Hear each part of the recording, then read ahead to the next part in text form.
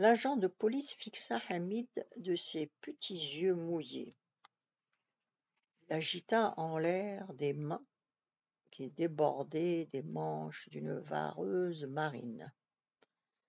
Hamid observa ce regard de noyé entouré d'une chair blanche. D'autres agents emplissaient la salle. Depuis un instant, leurs voix indistinctes brouillaient l'atmosphère enfumée du commissariat.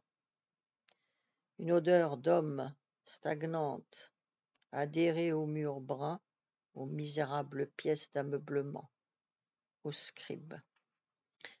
Cette odeur témoignait du passage de milliers d'individus.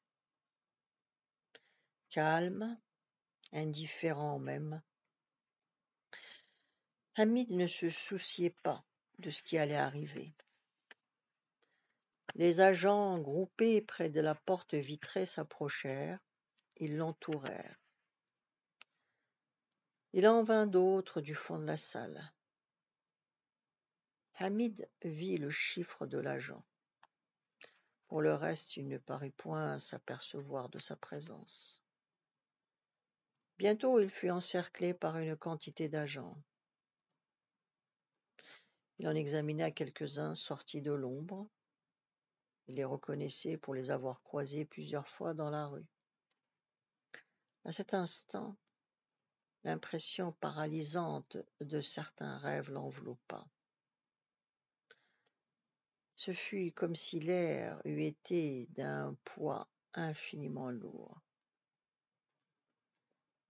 Non qu'il les craignît, c'était plutôt de la répugnance. Dans ces visages, quelque chose était mort. Le chiffre parlait depuis quelque temps. Ses collègues se pressaient autour de lui. Le chiffre continuait de palabrer. Hamid n'écoutait pas. En lui se dressait une muraille. Le chiffre leva la main et lui appliqua une gifle. Hamid en eut la tête ébranlée. Il ne sourcilla pas. Le chiffre s'écria. Voilà encore un de ces salauds. Cette fois, Hamid l'entendit. Il le dévisagea. Et il comprit que le chiffre n'avait pas supporté son regard. Il décela chez lui le fléchissement de celui qui plie le genou. La prunelle imprécise absorba l'humiliation. Le chiffre abattit son poing. Il se produisit un éclatement de la figure de sa rage. Quelques agents cognèrent aussi. Devant eux, ignorant les coups qu'il recevait, Hamid se taisait. Je ne risque que ce que j'ai prévu, se dit-il. Ils l'enserrèrent de plus près, l'entourèrent comme une matière brute. Un coup plus rude que les autres. Sous le choc, la face de Hamid, exsangue jusque-là, s'alluma. Pourquoi agissez-vous ainsi demanda-t-il. Les coups plurent sur lui. Il chancela, projeté de côté. Son visage redevint livide. Saleté, proféra-t-il. À la même seconde, il s'affalait par terre. Il les laissa frapper, essayant seulement de se garantir pour qu'il ne l'abîme pas tout à fait. Les coups sonnaient dans sa tête. dans son corps. L'engourdissement l'envahissait. Il ne sentait plus son nez, ses yeux, mais les oreilles lui brûlaient, humides et chauds. Son sang ruisselait. Il ne bougeait pas, ne cherchait plus à s'abriter des horions.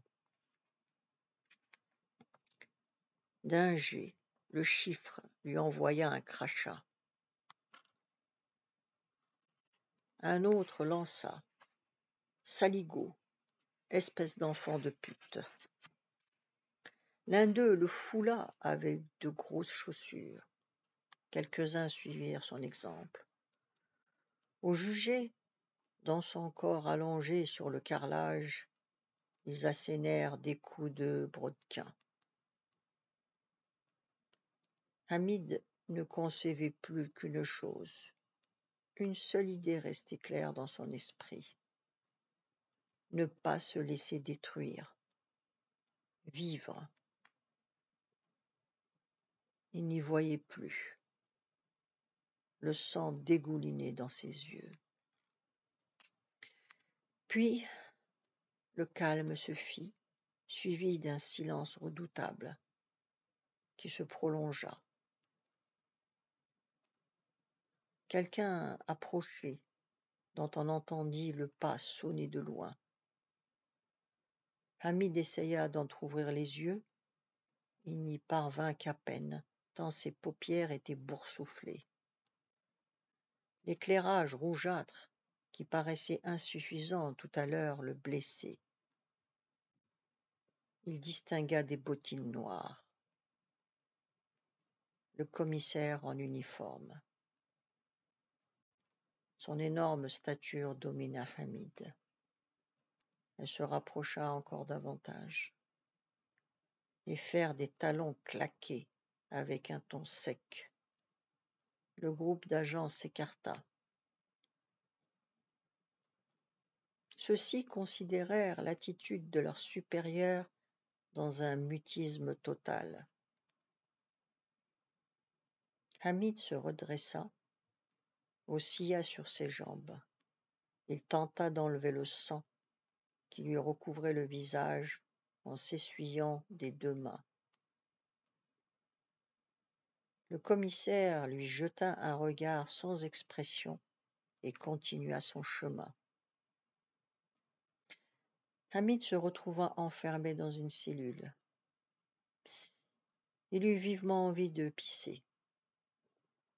C'était un besoin impérieux, d'autant plus urgent qu'il avait eu froid toute la nuit. Les policiers avaient jeté sur lui plusieurs seaux d'eau pour que les marques des coups disparaissent. À maintes reprises, on l'avait interrogé, lui demandant s'il connaissait les personnes dont les noms lui avaient été cités. Comme il ne répondait à aucune question, on l'assommait. Puis l'interrogatoire reprenait. De nouveau, ces étranges murs de brouillard. Tout cela appartenait à un autre univers, parvenait d'un monde qui fuyait, qui cessait d'exister, dès que la pensée tentait de l'étreindre. Un monde sans conséquence. Mais cette chambre était bien à lui maintenant. Il l'avait vue quelque part. Il n'y avait aucun doute. Mais où? Il ne savait plus, ne se rappelait plus. Il y avait quelque chose ici qu'il ne pouvait discerner avec netteté. Ah, comme c'était irritant. Était-ce une chambre mortuaire? Je ne suis pas mort. C'était comme la mort, toute la nuit étendue dans des habits humides qui semblaient se rétrécir de plus en plus autour de lui. Comment échapper à ce cauchemar? Il la reconnaissait, cette chambre. mais il y planait d'étranges vides, d'étranges espaces. Ah, cette chambre! N'essayez pas d'y pénétrer, de venir y voir. Elle est comme perdue à des centaines de toises sous terre. On ne peut pas y aller plus loin dans la profondeur. Il y avait aussi ces curieux murs blancs ou gris. Hamid en était sûr, cette chambre ressemblait d'une façon inattendue à la sienne. Seulement, il ne se souvenait plus où il l'avait déjà vue. Ah, cette lancinante envie de pisser. Un formidable poids vous opprime, et on ne peut presque pas bouger. On remue un peu. Le froid. Le froid. On rêve qu'on est mort, et on rit doucement. On remue encore un peu. Le froid du matin. On répète ça en riant. Le froid. Le froid. Le froid. La lumière se planta dans le corps de Hamid comme des échardes. C'était peut-être ce qui le sauvait de la mort. Il ouvrit les yeux encore une fois, après qu'il les eut refermés un instant. Cette heure était celle où la clarté grise de l'aube commençait à s'infiltrer dans Dalsmetal, où les premières voix embarrassées par le sommeil, presque imperceptibles, coulaient hors des pièces closes. Il avait dormi. Il n'aurait su dire combien de temps. Longtemps sans doute. Il s'était enfoncé d'un bloc dans une trappe noire qu'avait entrebâillé le sommeil et avait sombré. Sommeil brut, sans rien de vivant autour. Le vide qu'il avait aspiré, alors le temps avait échappé à toute mesure, le revomissait maintenant tout pantelant. Hamid avait mal partout, au dos, aux côtes, au visage, aux jambes. La pensée bue par une ombre morte qui avait étendu ses brumes autour de lui, il constatait que les rumeurs qu'il avait longtemps cru entendre peuplaient sa tête. C'était sa propre voix propagée au-dessus de lui. C'était sa voix, mais elle lui semblait venir d'ailleurs, monstrueuse, amplifiée en millions de fois. Il parlait. Sa voix n'entrait pas dans les choses. Elle demeurait suspendue dans l'espace, sans aucun lien avec le reste. Une voix qui ne touchait pas le cœur des choses. Il se boucha les oreilles pour qu'elle ne lui parvînt plus, s'enferma en lui-même, comme dans cette cellule. Mais la voix s'élevait de l'autre côté des grilles. Un cri dur et large, qui le retenait depuis un instant dans sa poitrine, éclata d'un coup. De ce moment, la haine écarquilla en lui son œil profond.